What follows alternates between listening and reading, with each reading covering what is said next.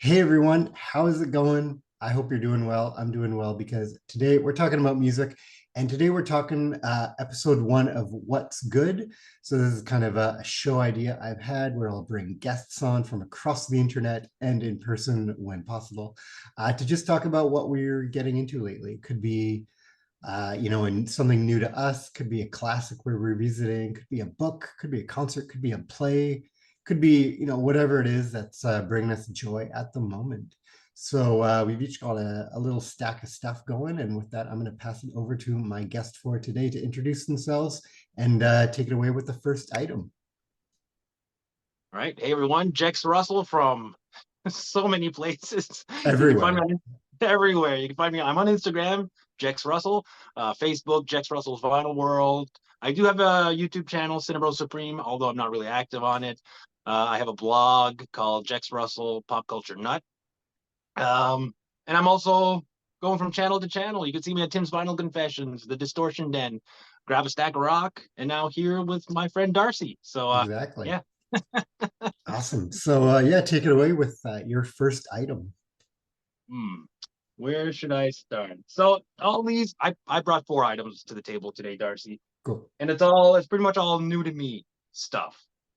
So not really anything rare or out of the ordinary, but I think it's stuff I feel like is worth talking about. And who knows, maybe it'll introduce it to some people that have never heard of these or always overlooked them. So let's start with this is Fugazi by Marillion, their Nice. second Yeah, album yeah. from 1984. I have posted about this if you do follow me on Instagram, because this just blew me away. This was a gift from Mike Ladano of Grab a Stack of Rock. He sent this to me, and I'd heard of Marillion, heard a handful of songs, and I thought they were good, but it never really Yeah. stuck. So I thought, well, this is a really nice deluxe edition he sent me. This is awfully nice. Comes with a bonus concert on CD, and you can watch it on Blu-ray as well. Has a booklet in the middle there. It's yeah, it's I couldn't believe his generosity. So I was like, well, I'll check it out. And it blew me away. This time it clicked. This time it Yeah. clicked. I was driving to visit family for Christmas. I was all by myself in the car, so I brought it along, and it just hit the right spot, man. It's progressive rock. It's I would recommend it to fans of like early Genesis. The singer, the vocalist Fish, has an amazing voice. Um, it's only 7 tracks, so I would recommend just check out the whole album. But if I had to pick certain songs, the opener called Assassin, which is like assassin with a G at the end, amazing opener. But my personal favorite is Jigsaw, the third track on here. That chorus, I couldn't get it out of my head for a week. I was walking around the house just singing it. Stand straight. Yeah, totally. It's so good. Do you know it, Darcy? Have you heard it? I do. For me, Oh, yeah, Marillion, they're one of those bands where same thing. They didn't really click right away, right? yeah. And it took a while, but yeah, that's a great album. Yeah. I like it a lot. I know they switched. I don't know a lot of Marillion still. I'm still new to the band. I know they switched vocalists after a while, like in Yeah, 89, 88, 89. This yeah, is from 84. So I checked some stuff with the other vocalist, but it's still I'm not as sold, but the stuff with Fish is amazing. He's a great vocalist. So I definitely want to check out the rest of their discography with him. So awesome. Yeah, yeah, that's my first item. yeah. And I think like if you're gonna get into a band, a box set, that's the way to do it. Yeah, for sure. Because Yeah, now I have a whole concert. I haven't checked it out yet, but yeah, yeah, there's variety here. totally. Awesome. Cool. My first thing, for folks who are following my channel, they know I've been doing a deep dive into the Canadian kind of pop punk alt rock band Sum 41. They've announced that they're breaking up. So I thought, hey, it's a band I enjoyed in high school. Why not go through their discography? Because I only really ever heard their first two albums. Um, and if I'm being honest, their last two were a bit of a slog to get through. It's just that sort of like early 2000s emotive kind of emo alt, not even emo, but like alt rock. It's what I imagine Evanescence is. I only really know a couple of their singles, but like Yeah, in my head, same. that's what I'm imagining. um but I did just finish listening to this album here, 13 Voices. um do up my review, and you can tell just by looking at it, like that's it's a bit of a heavier, metal inspired thing. So on this album, they're coming back as a 5 piece. There's a bit of a membership change. um it's still definitely kind of that melodic alt rock kind of thing, but there's a lot more metal influence in there. I'm not going to say like, oh, if you're a fan of metal, you'll get into this, but uh, if you're someone that really doesn't like that melodic kind of alt rock thing that they're going for, that's where to go. And then I even started listening to, I'll just lump these together, their most current album to date, Order and Decline. Same thing, it's got kind of, you know, a medley looking cover. And yeah, this is just even better. Like it's got a bit more of that metal influence. I'm like, okay, we can get through this. We're getting there. So that's bringing me hope for now. So I'm excited to keep going now. Yeah, I'm like you. I don't know much other than the early stuff. They were huge when I was in high school, early Yeah, 2000s. They were huge with the All Killer No Filler. So that's all I knew. I knew Fat Lip and a bunch of yeah, others. So In Too Deep, yeah, and it makes sense. Like I haven't heard the rest of their stuff, but it makes sense. You're saying it's more metal because they always had yeah. you could sense the metal influences. Like they had one song as "Pain for Pleasure." I think it was on Exactly. All Yeah, Killer No Filler, and that was like it sounded like new wave of British heavy metal. You know, it's like wow, these yeah, guys they're not just like a pop punk. They know metal. yeah. So it doesn't surprise me if you say they go more towards the metal direction. Exactly. Makes Yeah, sense. yeah. Yeah. So Oh, yeah, awesome. Take it away. okay. What will I talk to next? I'll bring this one up because I was actually inspired by you, Darcy. Wow. You, you brought this up. I was like, Yeah. okay, I got to look more into this artist because I've always kind of overlooked them. Mm, And it's Pat Benatar. nice. This Awesome. is her debut in the heart of the night. No, Totally. sorry, Yeah. in the heat of the night. Yeah. You can see how big of a fan I am. No, I'm Yeah, still totally. new. My Yeah. my knowledge of Pat Benatar basically began and ended with like the radio hits, like "Hit Me with Your Best Shot" Yeah. and "What Love Is a Battlefield," all that stuff. I'd hear it, I wouldn't hate it, but I'm like, yeah, it doesn't seem like something I want to really look into. You know, it's so I never thought more of Pat Benatar. And then I've heard people really kind of praised her and talk really highly of her, and then you showed her this record. I was like, okay, well, there's maybe something I'm missing here. I should look into her stuff. Being this is the debut, I figured what better place to start than from the beginning. So I did, and this is amazing. Like this blew me Yeah. away. I knew the opener is Heartbreaker, which is probably one of her better songs that I would hear on the radio. Like, oh, the guitar, this is Yeah. really good. It's like this is not Hit Me with Your Best Shot. This is like this is, has an edge. Yeah. This has a head edge. And my kids, I got two young boys. They love that song when it came on the radio, Heartbreaker. So I figured I get the record. This is like you can find this basically at any record store for like $5. It's not an expensive record. It's not rare. It's accessible. Yeah. So I found this on Marketplace, and yeah, I love it. It's you and I we kind of spoke how the guitar work on here is really good. It's incredible. Like it's definitely not like her later stuff, which will go more to a pop direction as the '80s kind of progressed. But this is pure rock and roll. And she even does a cover of "No You Don't" by Sweet, and she does a really good job. And I love the original, and I love Pat Benatar's version. So yeah, I'm a new fan. So I would recommend if you're like me and you're like, oh, Pat Benatar, I'm good. Check this out. Check this one out. Yeah. And Totally. really sidebar, I got this one with it as well. This is our third album, but I can't say Nice. I haven't listened to this one as much, so I can't say too much about it. But I'm just saying I'm Mhm. starting to pick up basically anything of hers that I can find because she's got some really good songs. Totally. And I think, yeah, same as you, only knew the hits. I mean, Love is a Battlefield, that's a great song, but that's, Yeah, about it. Um, and then hearing people online talk, hearing like metalheads online talking about how great Pat Benatar is like, okay, I better check it out. And yeah, that guitar is just amazing. Yeah. exactly. Yeah, no, Yeah. it took me by surprise. Yeah, definitely. Good spies. All right. My next thing here is a book from our good friend Tim Derling. Oh, This is Unspooled, which of course, so if I'm showcasing, got to do the side, got to do the yes, back. Yeah, the side. Tim Is, Derling. the CBS, Canadian pressing. Um, Unspooled Adventures in Eight Tracks. So have you read this one?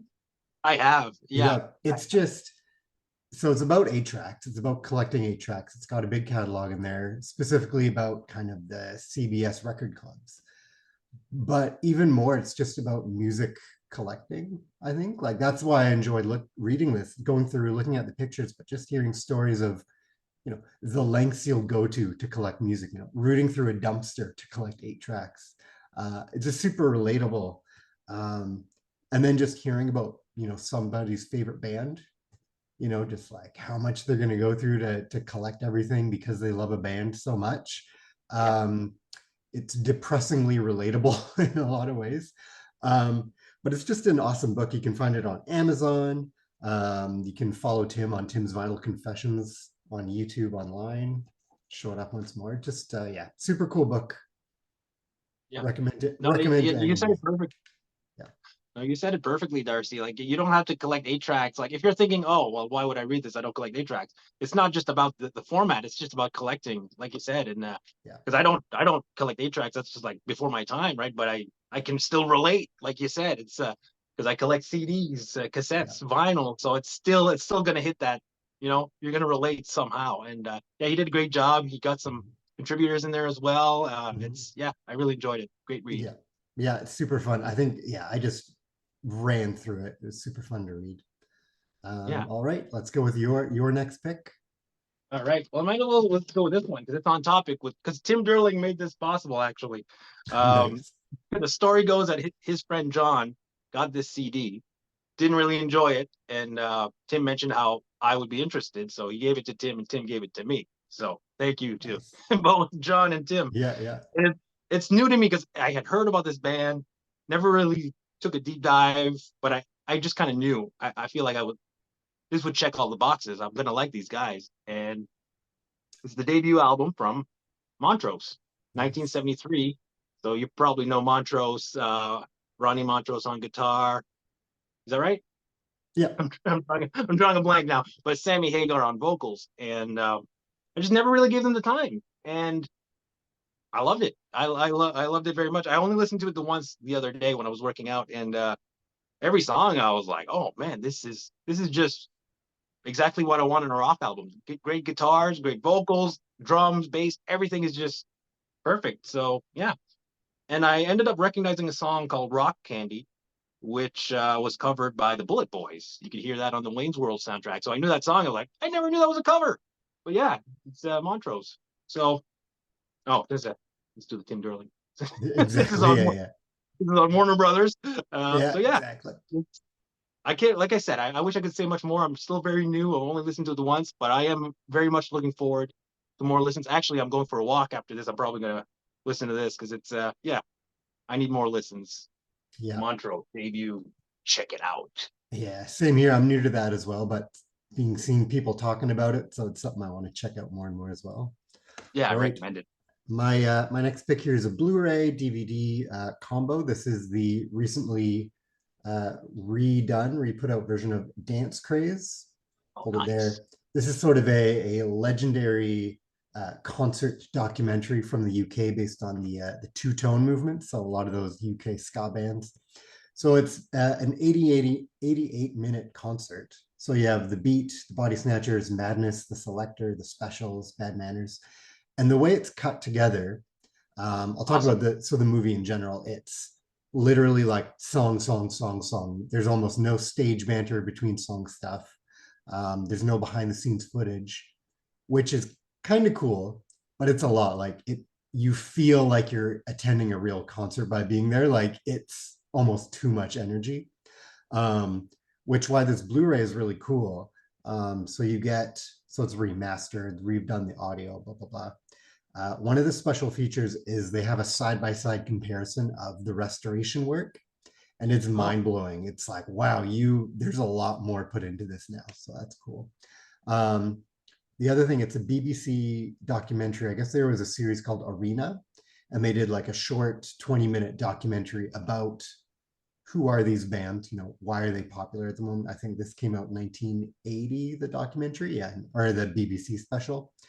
And in my mind when I watched it, I'm like, that's what I was missing, like it's cool to see that concert, but you want a little behind the scenes, you want some personality, and yeah. that just makes it feel like a much more complete package. um the other bonus features are 5 tracks that didn't make it into the concert, which is cool, but I'm like, it's already so long. Like I'm okay that you didn't add them.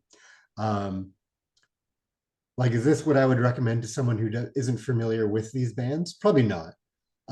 It's a lot, but if you're already a fan of these bands, yeah, check it out. Or even on YouTube, you can find a couple individual clips.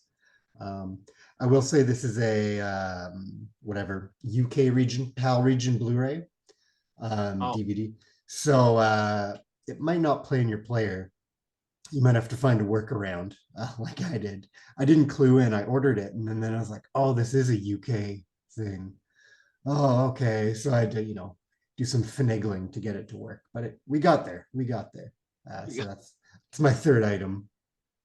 Nice. And you know, ska songs are usually pretty short, so I could only Yeah, imagine in 88 minutes, that's a lot of songs to fit in there. So it's a lot, and there's yeah, no, how's everyone doing?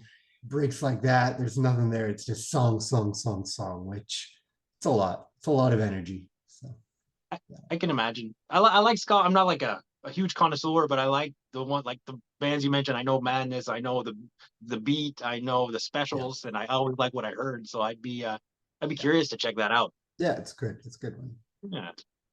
All right. So wow, we are cruising through, Darcy. We're getting there. Mhm. So this is my last item to show that I brought All today. right, cool. And it's not really new to me. I mean, I've known these guys for a while, but I brought this for you because you need to hear Nice. these guys, and I feel Okay. like you'd like them because Okay. you've shown a I'm lot of ready. love. I think it was in your last update. You showed Goldfinger. Yep. Yep. Yep. You brought I think the first 3 or 4 albums, Yeah. and I know you talked about their EP in the past. Yeah. I think it was an EP. Yep.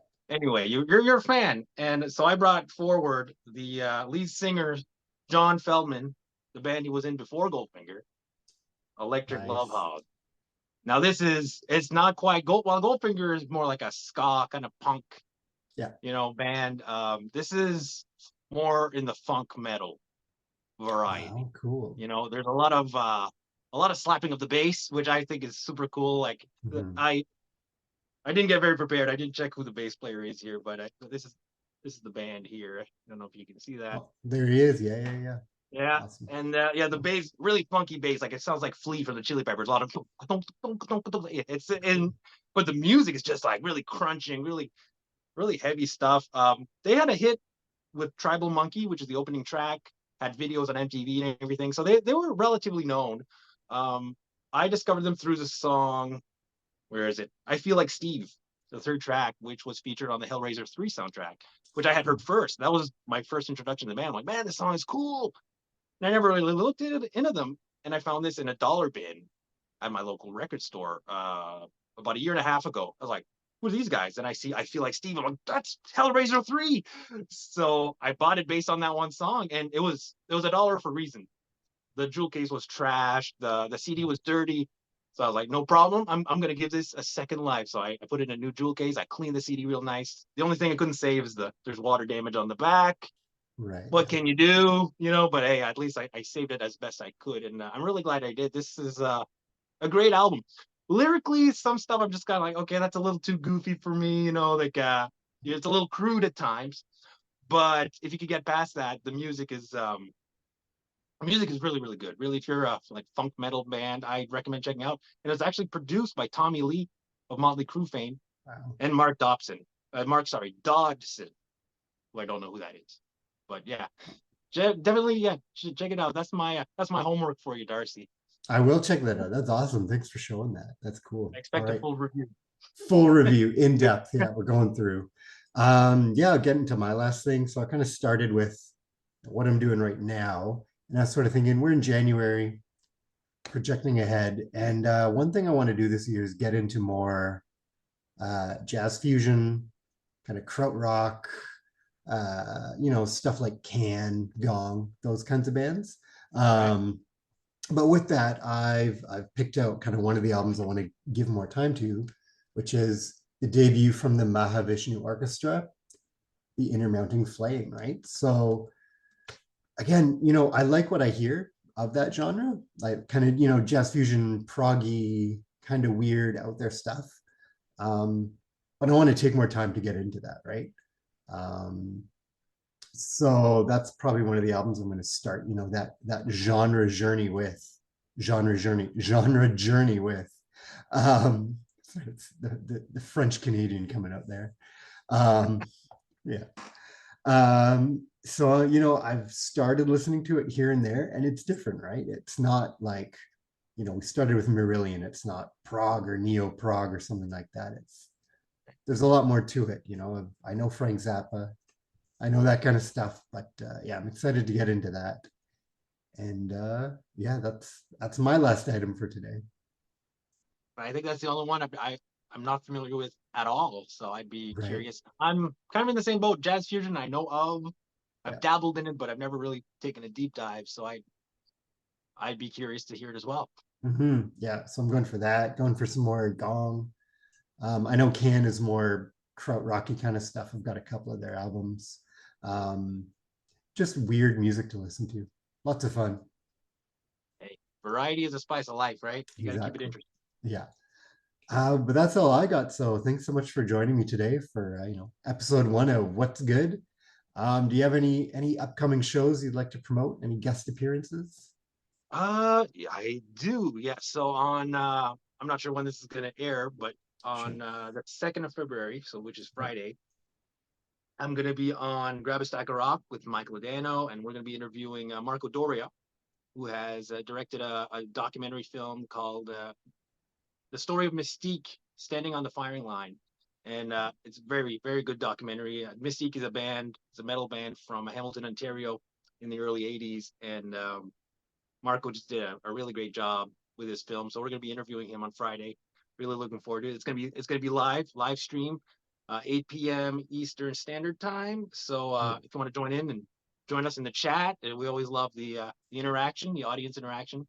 And then I'll be again on Grab a Stack of Rock on the following Friday, which I believe is the 9th of February. So yeah, it's good. That one's gonna be. I don't know if I should have.